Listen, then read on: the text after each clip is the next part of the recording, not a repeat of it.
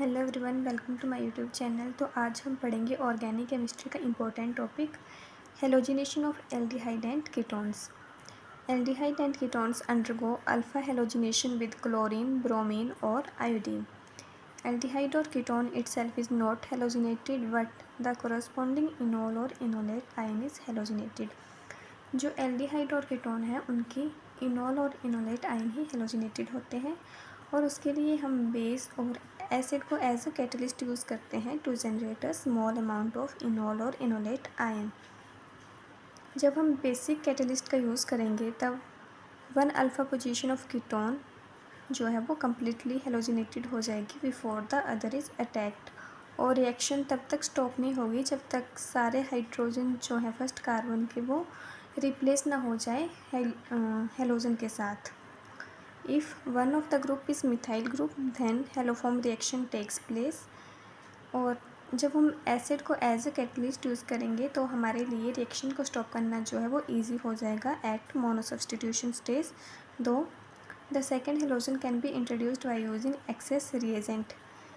There is example when we use base as a catalyst.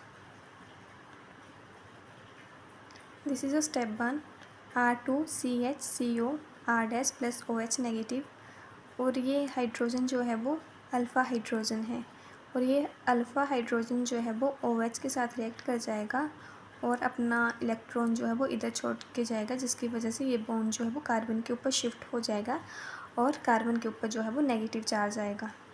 Next step में ये negative charge है वो इधर शिफ्ट करेगा और कार्बन ऑक्सीजन के बीच जो डबल बॉन्ड है वो ऑक्सीजन की तरफ शिफ्ट कर जाएगा, जिसकी वजह से ऑक्सीजन के ऊपर जो है वो नेगेटिव चार्ज आएगा। स्टेप 2 में अब हम ये इनोलेट फॉर्म लेंगे और इसे ब्रोमीन के साथ रिएक्ट करवाएंगे। ब्रोमीन के साथ रिएक्ट करने से पहले ये जो ऑक्सीजन के ऊपर नेगेटिव चार्ज है ये नीचे की तरफ शिफ्ट होगा, डबल बॉन्ड जो वो कार्बन की तरफ शिफ्ट होगा, जिसकी वजह से कार्बन के ऊपर जो है वो नेगेटिव चार्ज आएगा और ब्रोमीन के बीच जो है वो हेट्रोलिटिक लीवेज होगी, मतलब एक ब्रोमीन जो वो पॉजिटिव होगा और एक नेगेटिव। अब पॉजिटिव वाला ब्रोमीन जो है वो उसे कार्बन जो है वो अपनी तरफ जो है वो खींच लेगा, जिसकी वजह से नेगेटिव और पॉजिटिव मिलके एक बॉन्ड बना लेंगे और ब्रोमीन नेगेटिव जो है वो बाहर निकल जाएगा और ये स्टेप जो है वो फास्ट स्टेप है। नेक्स्ट है mechanism of base catalysed halogenation.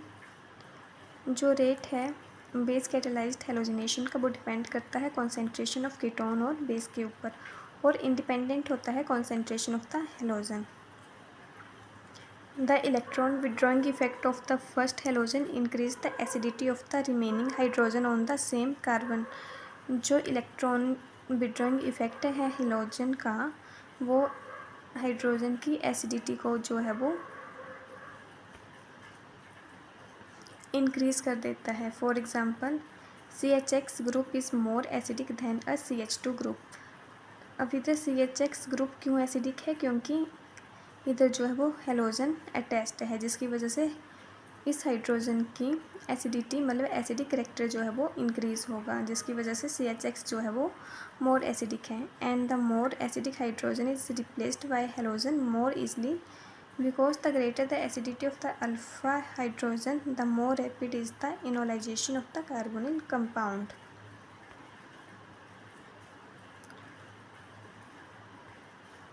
और जो मोर एसिडिक हाइड्रोजन होगा वो ईज़िली रिप्लेस्ड हो जाएगा हेलोजन के साथ। Thus, base catalyzed halogenation of an unsymmetrical ketone preferably takes place on that alpha carbon which bears fewer alkyl group because alkyl group के पास जो है वो प्लस आई इफेक्ट होता है और प्लस आई इफेक्ट जो है वो हाइड्रोजन की एसिडिटी को जो है वो डिक्रीज़ कर देगा and so the rate of enolisation. Next है base catalysed halogenation of a carbonyl compound cannot be stopped until all the hydrogen of the first alpha carbon are replaced। और base catalysed halogenation तब तक stop नहीं होगी जब तक सारे hydrogen जो हैं फर्स्ट कार्बन के वो रिप्लेस ना हो जाए हेलोजन के साथ। For example a methyl ketone thus result in the formation of try hello ketone through the above mechanism। Because of the combined minus I effect of three halogen atom, the carbonyl atom of the trihaloketone is highly positive, hence it is attacked by a base with cleavage of carbon-carbon bond to give a haloform and salt of carboxylic acid. This reaction is known as haloform reaction. There is a reaction RCOCH3 plus 3Br2 in the presence of base, और हमने पढ़ा है जब भी base को हम as a catalyst use करेंगे तो जितने भी अल्फ़ा हाइड्रोजन होंगे जो कि फर्स्ट कार्बन के साथ अटैच्ड होंगे वो रिप्लेस हो जाएंगे ब्रोमीन के साथ। तो इधर 3 हाइड्रोजन है तो ये रिप्लेस होंगे 3 ब्रोमीन एटम में। तो हमारे पास बना RCOCbr3। अब इधर 3 ब्रोमीन एटम की वजह से जो कार्बोनिल कंपाउंड का कार्बन है वो हाईली पॉजिटिव हो जा रहा है, जिसकी वजह से नेक्स्ट स्टेप में ये OH के साथ रिएक्ट करने से पहले ये बॉन्ड जो वो ब्रेक हो जाएगा और उसके बाद जिसकी वजह से कार्बन के पास जो पॉजिटिव चार्ज आएगा और OH नेगेटिव जो है वो कार्बन पॉजिटिव के पास चला जाएगा। तो हमारे पास बना RCOOH प्लस CBr3। सी के ऊपर नेगेटिव चार्ज है। अब इस नेगेटिव चार्ज को स्टेबल करने के लिए ये हाइड्रोजन जो वो इधर से रिलीज़ हो जाएगा और इधर अटैच हो जाएगा। तो हमारे पास बना RCOO negative plus CHBr3। Next है evidence for the above mechanism. जब हम एसिड कैटलिस्ट को यूज़ करेंगे R2CHCOCH3, इसमें जब हम इस बॉन्ड को इधर शिफ्ट करेंगे तो O के पास नेगेटिव चार्ज आएगा और नेगेटिव चार्ज जो है वो हाइड्रोजन को अटैच कर लेगा और कार्बन के ऊपर जो है पॉजिटिव चार्ज आएगा। तो हमारे पास बना ये। और नेक्स्ट स्टेप में इधर से अल्फ़ा हाइड्रोजन जो है वो रिलीज़ होगा, जिसकी वजह से कार्बन के ऊपर जो है वो नेगेटिव चार्ज आएगा और ये नेगेटिव चार्ज जो है वो इधर शिफ्ट करेगा, जिसकी वजह से कार्बन का जो पॉजिटिव चार्ज है वो ख़त्म हो जाएगा। और नेक्स्ट टाइम में जब ये ब्रोमीन के साथ रिएक्ट करेगा तो फर्स्टली ये डबल बॉन्ड जो है वो इधर की तरफ शिफ्ट करेगा, जिसकी वजह से कार्बन के ऊपर जो है वो नेगेटिव चार्ज आएगा और ब्रोमीन के बीच जो है वो इलेक्ट्रोलिटिक लीवेज होगी। एक ब्रोमीन के पास पॉजिटिव चार्ज, एक के पास नेगेटिव चार्ज।